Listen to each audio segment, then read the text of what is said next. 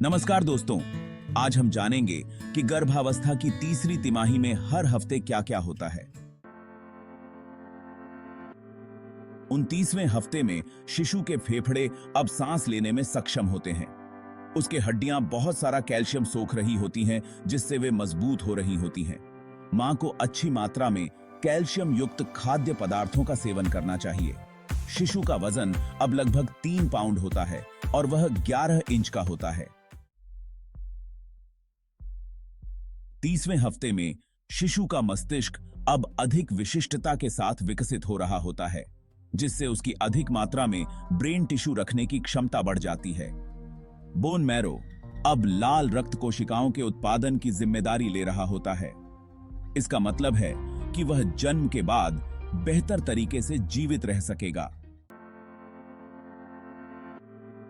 31वें हफ्ते में शिशु का मस्तिष्क तेजी से विकसित हो रहा होता है और वह जानकारी को प्रोसेस कर रहा होता है, प्रकाश को ट्रैक कर रहा होता है और सभी 5 इंद्रियों से संकेत प्राप्त कर रहा होता है।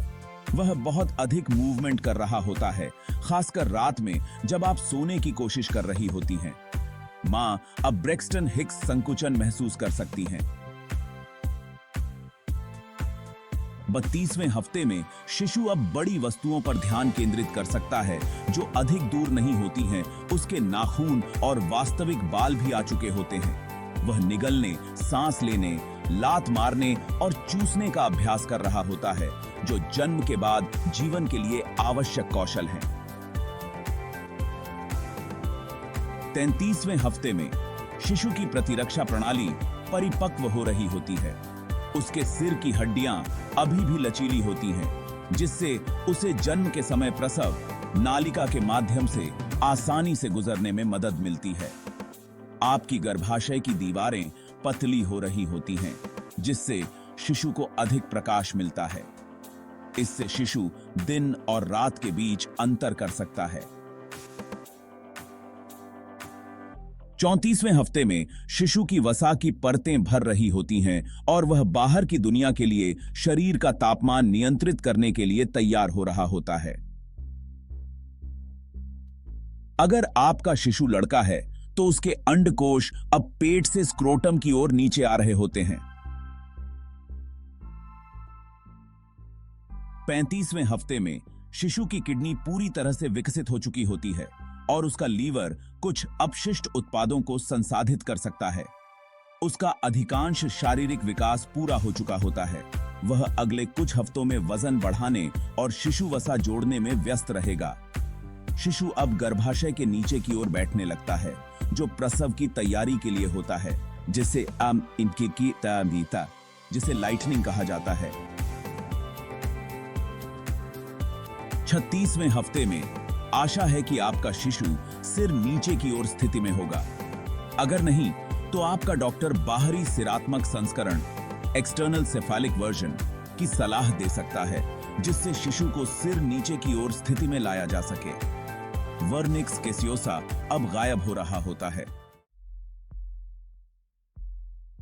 37वें हफ्ते में शिशु को पूरा समय मिल चुका होता है। शिशु अब गर्भ में बहुत जगह नहीं होता है, इसलिए वह केवल किक और धक्का ही मारता है। अब कोई और कलाबाजियां नहीं। शिशु अपने अंगूठे को चूस रहा होता है, आंखें झपका रहा होता है और अमनियोटिक द्रव को सांस ले रहा होता है। वीक 38 38वें हफ्ते में शिशु की आंखें इस समय नीली, ग्रे या भूरे रंग की होती हैं, लेकिन जब वे प्रकाश में आती हैं तो वे रंग बदल सकती हैं या एक नई छाया में बदल सकती हैं। लानुगो, जो बारीक बाल होते हैं जो उसके शरीर को गर्म रखने के लिए होते हैं, अब गिर रहे होते हैं। उसके फेफड़े मजबूत हो गए होते हैं और उसकी वोकल कॉर्ड्स विकसित हो चुकी होती हैं। इसका मतलब है कि वह पहली बार रोने के लिए तैयार है। वीक 39 39वें हफ्ते में शिशु अब अपनी पहली झलक दिखाने के लिए तैयार होता है। वह अधिक वसा जोड़ रहा होता है, जिससे उसकी गुलाबी त्वचा सफेद या सफेद भूरे रंग की हो जाती है। उसे जन्म के बाद तुरंत अपने अंतिम रंग में नहीं मिलता, यह थोड़ा समय ले सकता है। वीक 40 40वें हफ्ते में यह आपकी गर्भावस्था का आधिकारिक अंत होता है, लेकिन क्योंकि नियत तिथियां केवल एक गणना होती हैं, इसलिए वह लेट हो सकता है। चिंता करने की जरूरत नहीं है। आपका शरीर सही समय जानता है जब प्रसव शुरू करना है, या आपका डॉक्टर आपको प्रेरित इंड्यूस्ड करने का सुझाव दे सकता है। जन्म के समय शिशु की दृष्टि थोड़ी धुंधली होती है, क्योंकि केंद्रीय दृष्टि अभी भी विकसित हो रही होती है। बस हेलो कहें और वह आपकी आवाज पहचान लेगा।